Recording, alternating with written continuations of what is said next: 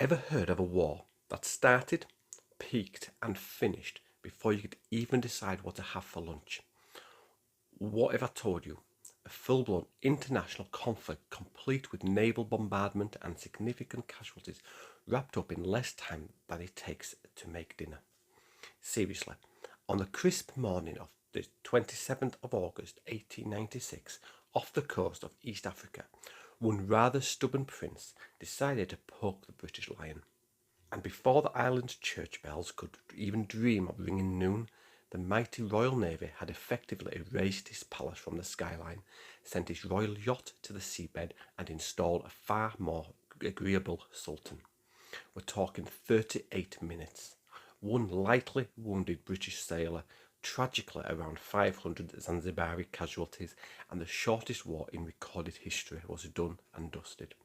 So grab your coffee, settle in, and we're about to sprint through this incredible, almost unbelievable slice of history. Let's set the scene, shall we? Zanzibar in 1896 wasn't just some picturesque island off East Africa. It was a strategically vital, spicy little hub of global trade. Think cloves, ivory, and regrettably a persistent slave trade. Britain, ever keen on expanding its influence and ostensibly stamping out the slave trade, had signed an 1890 treaty. This agreement effectively made Zanzibar a British protectorate, which in plain English meant do what we say or we'll park a few gunboats in your harbour and make things uncomfortable. Crucially, this treaty also stipulated that London had to approve any new sultan. It was their way of ensuring a friendly face on the throne. For a while, things ran smoothly with Sultan Hamad bin Thawani. He was quite friendly to British interests, kept trade flowing, and allowed the slow, painful process of abolition to inch forward. But then, 2 days before our main event, Hamad suddenly drops dead. Was it poison? Was it simply the stress of ruling such a volatile place? We'll never know for sure, but either way, his ambitious 29-year-old nephew, Khalid bin Bargash, wasted no time. That very same afternoon, he marched into the palace, hoisted his own flag, and declared himself the new sultan. Britain's man on the ground, Consul Basil Cave, quickly reminded Khalid of that pesky treaty and the small inconvenient detail of needing British approval. Khalid's response? A defiant, almost theatrical, I've got 2,800 men, several Krupp guns and a pair of Maxim machine guns, and a palace made for defence. Try me. Talk about a mic drop. Telegrams immediately began to fly to London, to the Royal Navy fleet scattered across the Indian Ocean, and even to the German consulate on the island, because, of course, Berlin also had significant interests in the East African game. The message was clear. Britain wasn't going to tolerate this insubordination. Rear Admiral Harry Rawson, commander of the East Africa Squadron, received his orders. Swing by Zanzibar with enough steel and firepower to unequivocally remind everyone who truly controlled the Indian Ocean trade routes. This wasn't just about a sultan, it was about imperial prestige. Dawn broke on 27th of August 1896, painting the sky over Zanzibar in hues of orange and pink, but this wasn't a peaceful sunrise. Anchored ominously broadside to the Sultan's palace were 3 British cruisers, 3 formidable gunboats, and a contingent of 150 bluejackets and Royal Marines. Their guns, silent for now, were nonetheless aimed squarely at Khalid's defiant stronghold. Consul Cave, seemingly calm amidst the escalating tension, penned what must be the shortest and most direct break-up letter in diplomatic history. It read, "We do not recognise your highness. You have until 9 a.m. to vacate the palace and order your forces to lay down arms. After that, we open fire." No pleasantries, no room for negotiation. Khalid, however, still seemed to believe his bluff would hold. In a desperate, almost theatrical display of defiance, he responded by chaining the palace gates, stacking powder barrels in the windows, a truly terrible defensive strategy if we're being honest, and dispatching frantic runners to rally the townspeople to his cause. The clock was ticking.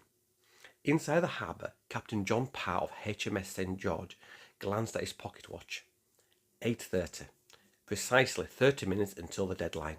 He calmly ordered his gun crews to load the ammunition. common shell packed with high explosives, perfect for pulverising masonry, and shrapnel rounds designed to devastate exposed troops. Royal Marines, meanwhile, were already unshackling their scaling ladders, poised to storm the docks if the initial barrage didn't quickly break the defenders' will. On shore, an almost surreal scene unfolded. British residents and German traders, perhaps enjoying the morbid curiosity of empire, climbed onto rooftops, some even with picnic baskets in hand, ready for a grandstand view. It was, after all, a Thursday morning spectacle, and a rare opportunity to witness the raw power of the Royal Navy up close. The tension was palpable. At precisely 9 a.m, the ultimatum expired. A solitary white rocket shot skyward from HMS Raccoon, a silent but unmistakable signal. Within 3 seconds, every single British gun erupted. The sheer coordinated firepower was deafening, overwhelming. The first devastating salvo struck true, tearing down the palace flagpole, and Khalid's silk-rolled banner fluttered into the garden below. A clear message. At 9:03, a lone, desperate return fire from a 75mm Krupp gun on the palace lawn managed to score a splash near HMS Sparrow. It was a futile gesture. British gunners immediately shifted their aim, and 2 precise shells obliterated the emplacement into splinters and sandbags. The brief resistance was snuffed out.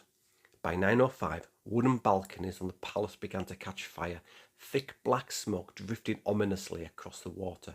For the British observers, it created a macabre silhouetted target, making the destruction even more visible. A particularly poignant moment came at 9:07. Khalid's royal yacht, HHS Glasgow, a personal gift from Queen Victoria herself, only 3 years prior, lay moored behind the palace wall. A 6-inch shell from HMS Philomel punched clean through her, hitting the boiler. Scalding steam exploded upward in a white plume, and the yacht, a symbol of royal connection, began to settle rapidly by the stern. At 9:10, the palace's right-hand tower, which had housed one of Khalid's precious Maxim guns, simply collapsed after a direct hit.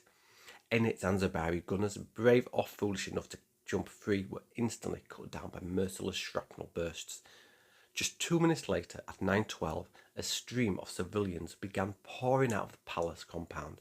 Some desperately dragged wounded individuals, others strangely carried looted silverware, a testament to the chaos within. British guns, with a surprising moment of restraint, checked fire for 30 seconds, allowing some to escape before resuming their barrage on the inner courtyard, where Khalid's dwindling loyal guard still stubbornly held out. At 9:15, Rear Admiral Rawson signalled, "Push forward gunboats." HMS Thrush and HMS Sparrow moved to within a mere 300 yards, so close that their crews could actually see sparks ricocheting off the ancient coral walls of the palace. 3 minutes later, at 9:18, a shore party of 60 Royal Marines landed unopposed. They swiftly seized the custom house, and the Union Jack was proudly raised. The crowd of onlookers, perhaps more from habit or sheer relief than genuine loyalty, let out a cheer. By 9:22, the main palace gates, once chained in defiance, were blown off their hinges by a continuous, brutal 5-minute point-blank bombardment. Inside, Khalid's terrified advisors were pleading for surrender. But the prince, ever the escape artist, instead slipped out a rear stairwell with a small escort, making a desperate 2-minute dash through narrow alleys towards the perceived sanctuary of the German consulate. At 9:25, British guns, noticing the sudden telling absence of the organised fire from the palace, shifted their aim. They began targeting the palace roof, sending cascading tiles crashing into the throne room below. Finally, at 9:28, a white flag, a symbol of desperate capitulation, appeared from a second-story window. It was waved frantically by a courtier, someone who had reportedly opposed Khalid's reckless actions from the very beginning. The British guns, with an almost immediate command, ceased their thunderous assault. At 9:30, an eerie silence fell. The acrid smoke drifted slowly seaward, and in the sudden profound hush, the palace clock, miraculously still intact, could be heard ticking loudly. The war was over. 2 minutes later, at 9:32, a message reached Rawson. Khalid fled to German consulate. The admiral, ever practical, immediately ordered landing parties to secure the treasury and arrest any remaining officials. At 9:35, Marines entered the harem wing, where what they found was a tragic scene. Concubines, terrified children, and the body of Khalid's aunt, who had bravely, or perhaps foolishly, refused to evacuate. Finally, at 9:38, Rear Admiral Rawson signalled mission accomplished, formally bringing an end to the shortest recorded war in history. Just 38 minutes. Incredible. By 10 a.m, just 22 minutes after the firing ceased, British surgeons were already at work. Their patient? One petty officer, being treated for a splinter wound. Yes, you heard that right, a wooden splinter, not even enemy shrapnel. The absolute disparity in casualties is almost darkly comical for the British side. Meanwhile, across town, Zanzibar's hospitals were tragically overflowing, roughly 500 dead and injured. Overwhelmingly, palace servants and civilian onlookers bore the brutal cost of Khalid's defiance and Britain's overwhelming power. Khalid, having made his audacious escape, found temporary refuge in the German consulate. German consul Albrecht von Reckenberg, technically on neutral ground, flat out refused to hand him over. London, ever pragmatic and not particularly eager to pick a larger fight with Berlin over one stubborn prince, contented itself with a polite note of protest. They had, after all, made their point quite emphatically. Just 2 days later, Britain swiftly installed Hamoud bin Mohammed, a far more pliant and agreeable candidate, as the new sultan. Under his rule, the abolition of the slave trade accelerated significantly, and clove tariffs conveniently tilted even further in Britain's favour, solidifying their economic and political dominance. As for Khalid, he managed to sneak away to German East Africa, where he lived comfortably for years, a testament to the complex web of European colonial rivalries. He was finally captured much later, during the chaos of World War I in 1916, exiled to the remote island of St. Helena, where Napoleon famously met his end, and eventually died back in East Africa in 1927. That's 3 decades after his dramatic 38-minute rebellion. His brief moment of defiance had long-lasting consequences, not just for him, but for Zanzibar itself. So, what's the takeaway from this lightning-fast conflict? The Anglo-Zanzibar War stands as a textbook, almost cartoonish example of 19th century gunboat diplomacy in action. It showcased overwhelming naval technology, resulted in a laughable minimal British casualties, and delivered maximal devastating local punishment.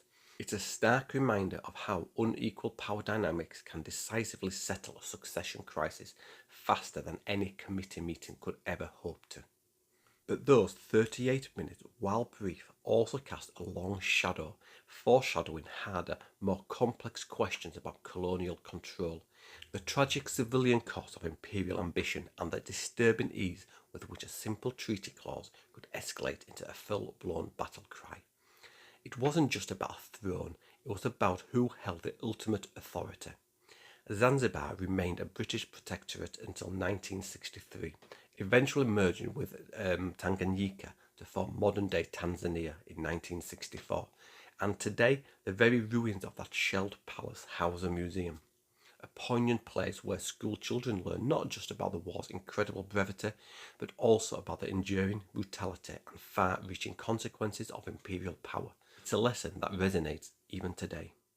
If you enjoy history delivered with the speed and impact of a warship's broadside, then you know what to do. Hit that subscribe button and ring the bell so you don't miss our next dive into an underdog tale, or, as in this case, a truly overwhelming overdog tale. I love hearing from you, so comment below with the shortest conflict you know. And hey, as always, share this video with that one friend who's perpetually late, but they still won't be able to beat the Anglo-Zanzibar War on punctuality. And there you have it. That's precisely how Britain won a war before lunchtime. One clear ultimatum, one symbolic flagpole shot down, one magnificent palace in flames, all within a blistering 38 minutes on the clock. The next time you find yourself complaining about a meeting that ran too long, perhaps spare a thought for the poor Khalid bin Bargash. His entire rebellion, his bid for power, was shorter than the average coffee break, and the British Empire made absolutely sure that nobody on Zanzibar would ever forget that swift, decisive lesson. Thanks for watching, and may your own battles, the metaphorical ones of course, be just as brief and hopefully far less destructive. See you in the next one. Bye for now.